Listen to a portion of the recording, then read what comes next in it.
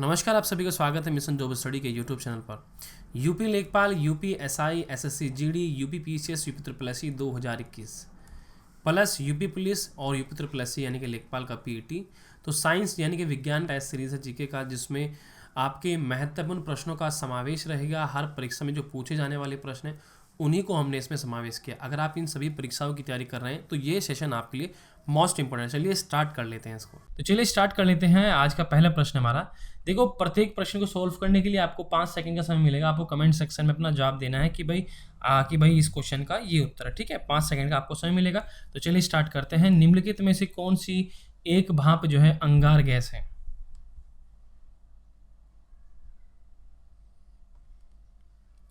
तो ये होती है आपकी कार्बन मोनोऑक्साइड और हाइड्रोजन का मिश्रण। फर्स्ट ऑप्शन राइट होगा आपका। अगला प्रश्न है आपका, निम्नलिखित कथनों में से कौन से सही हैं? मधुमक्षिकाओं में जो मधुमक्षिकाएं जो होती हैं उनमें क्या है, मतलब ऐसा बताना है। ये नर अंगुणित होते हैं या फिर कर्मी वर्कर बंधे द्विगुणित होते हैं या फिर रानी लॉयल जेली पर पोषित हुए द्विगुणित लार्वों से विकसित होते हैं। शहद नरों द्वारा संग्रहित निर्मित किया जाता है। आपको उत्तर बताना है।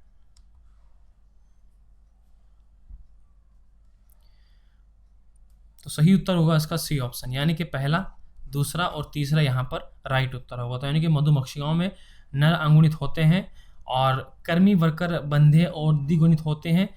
रानी लॉयल जेली पर पोषित हुए द्विगुणित लार्वों से विकसित होते हैं।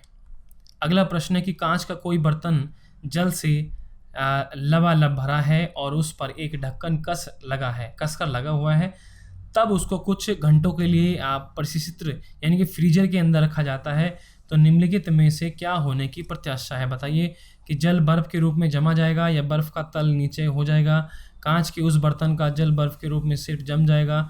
जल के बर्फ में रूप में जमने से होने वाले प्रसार के कारण कांच का वह बर्तन टूट जाएगा। जल बिल्कुल भी नहीं जमेगा। तो आपको बताना क्या होगा।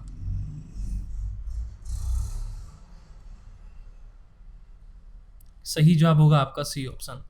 ठीक है, कि भाई जल के बर्फ के रूप में जमने से होने वाले प्रसार के कारण कांच का वह बर्तन टूट जाएगा।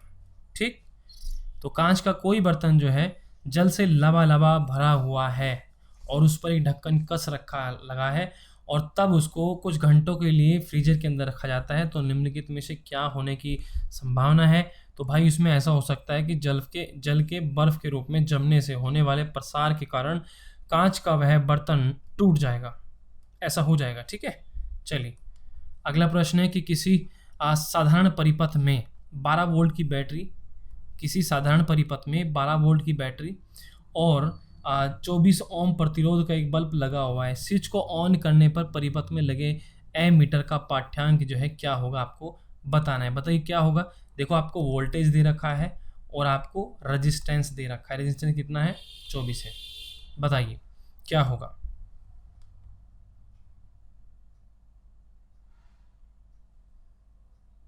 उम्मीद है आपका जवाब आ चुका होगा और राइट उत्तर होगा आपका फर्स्ट ऑप्शन। देखिए कैसे होगा ये, क्योंकि हम जानते हैं V बराबर IR होता है। ठीक है, तो V की वैल्यू 24 I हमें ज्ञात करना है, गुना 24। इससे इसको काटेंगे तो यहाँ पर 1 बचेगा और ये I = 2 आ जाएगा और इसको इधर भेज देंगे, यानी कि I बराबर 1/2 यानी कि 0.5 एम्पियर आपका आ जाएगा उत्तर फर्स्ट ऑप्शन। और आपको बता दें कि अनअकैडमी से आप UP PCS, UP triple SC complete तैयारी कर सकते हैं। यहाँ पर इंडिया का सबसे बड़ा लार्जेस्ट लर्निंग प्लेटफॉर्म अनअकैडमी से। और यहाँ पर बता दें कि स्कॉलरशिप टेस्ट यहाँ पर चल रहा है फतेह यूपी पीसीएस, जो कि आपकी सफलता की कुंजी होगी। तो यूपी पीसीएस प्रीलिम्स एग्जाम के लिए फ्री टेस्ट सीरीज, प्रत्येक टेस्ट के टॉप 10 परफॉर्मर्स को यहाँ पर मिलेगा सबसे ज़्यादा स्कोर, वह सबसे कम समय में जो करेगा उसको पुरस्कार मिलेगा। यहाँ पर क्या है कि रैंक 1 जो प्राप्त करेगा उसको फ्री 3 मंथ के लिए UP PCS, UP triple SC का प्लस सब्सक्रिप्शन मिलेगा। और जो रैंक 2 से लेकर 10 तक आएंगे उनको स्कॉलरशिप्स ऑन आपके यूपी पीसेट एंड और आपका यूपी ट्रिपल एससी जो है इसका सब्सक्रिप्शन जो है आपको यहाँ पर मिलेगा। यहाँ पर टेस्ट और एनालिसिस होगा, हर रविवार को ये लिया जाएगा। तो टाइमिंग जो है दोपहर के 1 बजे तक रहेगी। एनालिसिस जो टाइमिंग होगा वो शाम के 7 बजे होगा, जो कि मुकेश कुमार जो सर हैं इसको ये हैंडल करेंगे।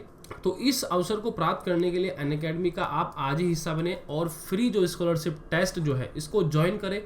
ये बिल्कुल फ्री है। ज्वाइन करने के बाद अगर आप इन रैंक के अंतर्गत आते हैं तो आपको बेनिफिट सारे मिलते हैं।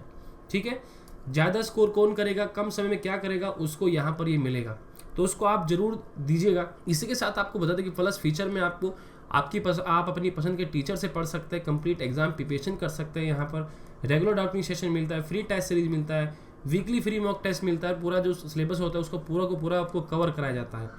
इसी के साथ यहाँ पर बता दें कि बैच कोर्सेज यहाँ पर चल रहे हैं, जिसमें लक्ष्य यूपी पीसीएस अपर सबऑर्डिनेट का फाउंडेशन बैच कोर्स जो है 30 मार्च से स्टार्ट हो रहा है, जिसको आप ज्वाइन कर सकते हैं। ठीक है, बाकी जो यहाँ पर देखो सब्सक्रिप्शन है उसमें आपको 10% डिस्काउंट मिल जाएगा हमारा रेफर कोड यूज़ करके, AK लाइव।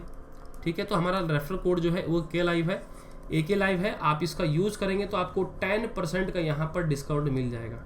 ठीक है, जो प्राइस होता है, बाकी क्लास को अनलॉक करने के लिए भी आप हमारा रेफर कोड यूज़ कर सकते हैं। किसी भी कैटेगरी में आप कोर्स लीजिए, हर कैटेगरी में हमारा रेफर कोड आपको 10% का डिस्काउंट दिलाएगा, और ये स्कॉलरशिप टेस्ट को आप जरूर लगाइएगा। दिस इज़ योर अनअकैडमी आप ही का परिवार है, तो इसलिए आप इसको ज्वाइन कीजिए और इसका हिस्सा बनिए। अगला प्रश्न, 2, 4, 8 ओम परिमाणों वाले 3 प्रतिरोध समांतर क्रम में जुड़े हैं, इस निकाय का तुल्य प्रतिरोध कितना होगा?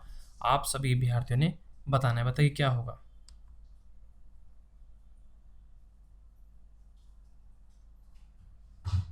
तो देखो राइट उत्तर यहाँ पर हो जाएगा 2 ओम से कम। ठीक है, देखो कभी भी आपको इस प्रकार के प्रश्न मिलते हैं कि इतने रेजिस्टेंस लगे हैं, तो ऐसी स्थिति में आपको बस इतना ध्यान रखना है कि जो भी रेजिस्टेंस कम है, सबसे कम जो रेजिस्टेंस है उससे कम जो है समांतर, जब समांतर क्रम में आपके रेजिस्टेंस जुड़े होते हैं तब उनका जो टोटल प्रतिरोध आता है वो जो सबसे कम दिया होता है उससे कम आता है। ठीक है, तो इसलिए हमने यहाँ पर डायरेक्ट कह दिया कि 2 से कम आएगा। अगला प्रश्न है कि मान लीजिए आपके पास A, B, C व D से चिन्हित 4 प्रणालियाँ हैं।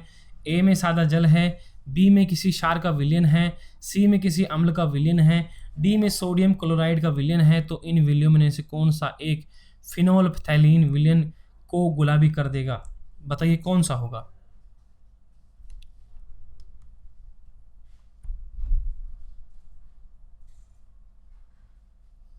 चलिए उत्तर होगा आपका विलयन C, यानी कि C विलयन जो है ये फिनोल को गुलाबी कर देगा, जो कि अम्ल का विलयन होगा। C ऑप्शन राइट उत्तर होगा। अगला प्रश्न है कि निम्नलिखित ऑक्साइडों में से कौन सा एक पानी में घुलनशील है? बताइए।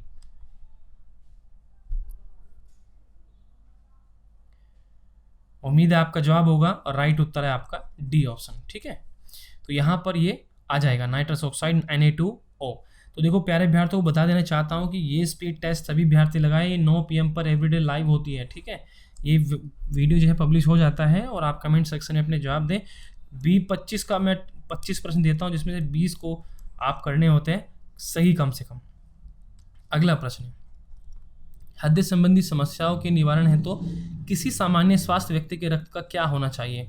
कोलेस्ट्रॉल का निम्न स्तर होना चाहिए, उच्च HDL स्तर होना चाहिए, फिर उच्च VLDL स्तर होना चाहिए, या फिर उच्च LDL स्तर, क्या होना चाहिए?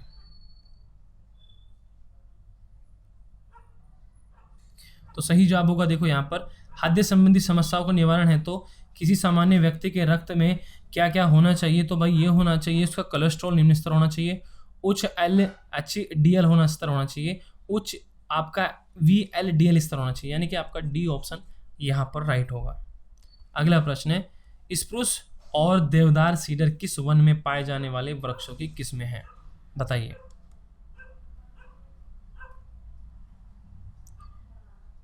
सही जवाब होगा B ऑप्शन, ये शीतोष्ण शंकुधारी वन में पाए जाने वाली किस्में हैं। अगला प्रश्न है, साल वृक्ष क्या है?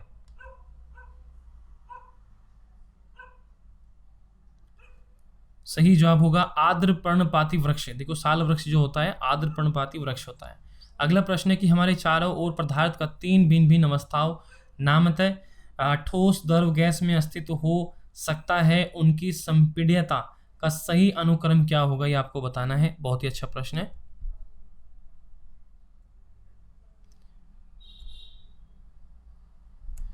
तो ये होता है आपका ठोस, द्रव, गैस। ठीक है, B ऑप्शन राइट उत्तर। अगला प्रश्न है कि वायुमंडलीय दाब पर वह ताप जिस पर कोई ठोस पिघलकर द्रव बन जाता है उसका गलनांक कहलाता है। किसी ठोस का गलनांक किसका सूचांक है? बताइए।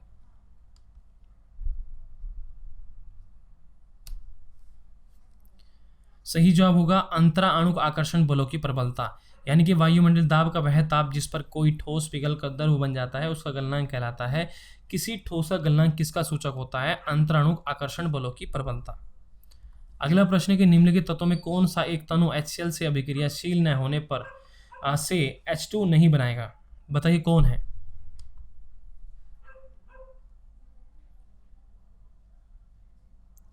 तो सही उत्तर होगा आपका फर्स्ट ऑप्शन।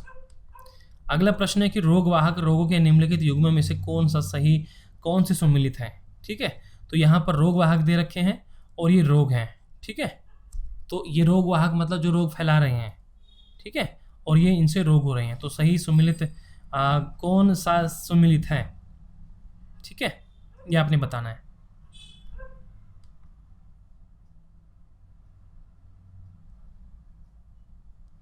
सही जवाब होगा आपका बी ऑप्शन। केवल आपका फर्स्ट एनाफेलिज मलेरिया और दूसरा 2 एडिज एजिप्टी चिकनगुनिया ये सम्मिलित है। ठीक है, अगला प्रश्न है कि एक रेसिंग कार किसी सीधी सड़क पर विरामावस्था से त्वरण लेते हुए 25 सेकंड में 50 मीटर प्रति सेकंड की चाल प्राप्त कर लेती है। ये मानते हो कि कार का त्वरण पूरे समय के दौरान एक समान है। इस समय में तय की गई दूरी क्या है? देखो, ये आपका ये समय है, आपका टी है और ये आपकी चाल है। ठीक है, ये सिर्फ आपका मैथ का प्रश्न है, जिसे मैथ का होता है। हम जानते हैं चाल बराबर क्या होता है? दूरी बटा समय होता है। ठीक है, हमें दूरी पूछ रहा है तो यानी कि दूरी बराबर क्या हो जाएगा? चाल गुणा समय हो जाएगा। तो कितना आ जाएगा? 625। ठीक है, 25 पंजे कितना हो जाएगा? सॉरी रुको, ये आपका हो जाएगा 25 पंजे कितना होता है? 125 होता है। ठीक है, तो यानी कि 1250 यहाँ पर आ जाएगा आपका उत्तर। कितना आ जाएगा? लेकिन ये मीटर में दे रखा है, हमारे पास मीटर में है ना, सही है, तो मीटर में है तो आपका बी ऑप्शन यहाँ पर राइट होगा। अगला प्रश्न है,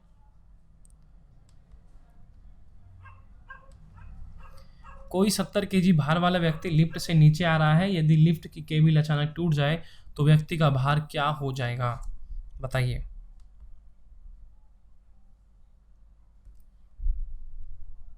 सही जवाब होगा आपका 0, डी ऑप्शन। अगला प्रश्न है, यदि एक चालक में 1 एम्पियर धारा प्रवाहित हो रही है, वह 2000 जूल के बराबर ऊष्मा उत्पादित करता है। जब 1 एम्पियर होता है तब वह 2000 जूल के बराबर ऊष्मा उत्पादित करता है। यदि चालक में प्रवाहित धारा को दुगना कर दिया जाए तो उत्पादित ऊष्मा की मात्रा क्या होगी? बताइए क्या होगी?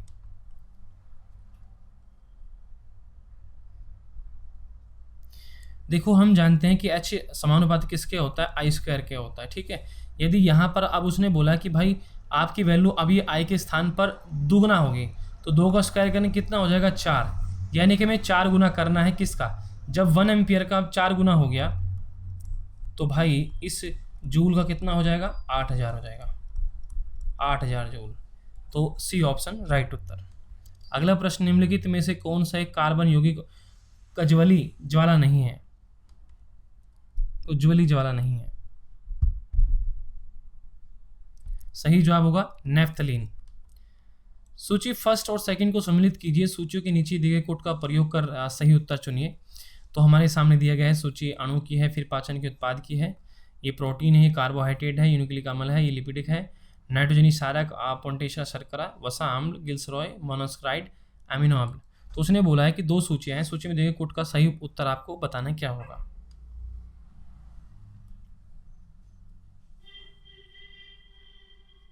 सही उत्तर होगा आपका यहाँ पर डी ऑप्शन। ठीक है, आपका जो फर्स्ट है प्रोटीन जो जाएगा एमिनो अम्ल पर।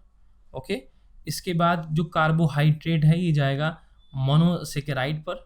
न्यूक्लिक अम्ल जो है जाएगा नाइट्रोजनी क्षारक पोटेशियम शर्करा पर, और लिपिड जाएगा वसा अम्ल और गिल्सरॉय पर। अगला प्रश्न है, किसी कण पर किसी दिए गए समय अंतराल दौरान कार्यशील बल के कारण उस कण पर आवेग जो है क्या होगा? बताइए।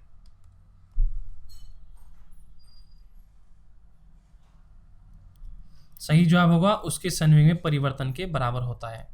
निम्नलिखित में से कौन सी एक संचित ऊर्जा नहीं है?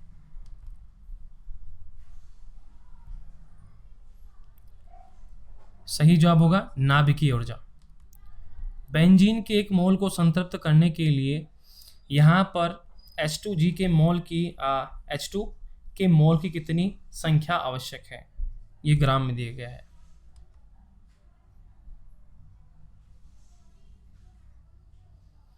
सही जवाब है आपका सी ऑप्शन, 3 की आवश्यकता होगी। मार्स गैस का रासायनिक नाम क्या है?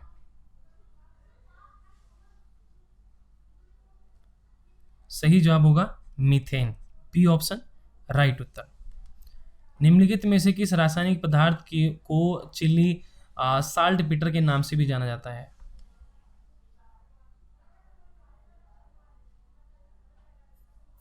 सही जवाब होगा पोटेशियम नाइट्रेट।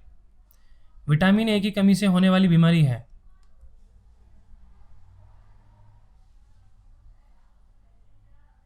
सही जवाब है रतौंधी। तो इस प्रकार से जो है आज के जो टॉप 25 क्वेश्चन थे उसमें से आप 20 करने का प्रयास कीजिएगा। चैनल को सब्सक्राइब, बेल आइकन जरूर दबा लीजिएगा। वीडियो आप पीडीएफ डाउनलोड करने के लिए technicaleducation.com वेबसाइट पर जाकर डाउनलोड कर लीजिएगा। वीडियो के डिस्क्रिप्शन में लिंक दिया गया है। वीडियो को लाइक शेयर जरूर करें, कमेंट करें और हमारे टेलीग्राम को ग्रुप को अवश्य ज्वाइन करें। तो मिलते हैं आपसे नेक्स्ट वीडियो, तब तक के लिए बाय। आप लोग पढ़ते रहे, आगे बढ़ते रहे, हमारी शुभकामनाएं आपके साथ है। बाय सभी प्यारे विद्यार्थी को।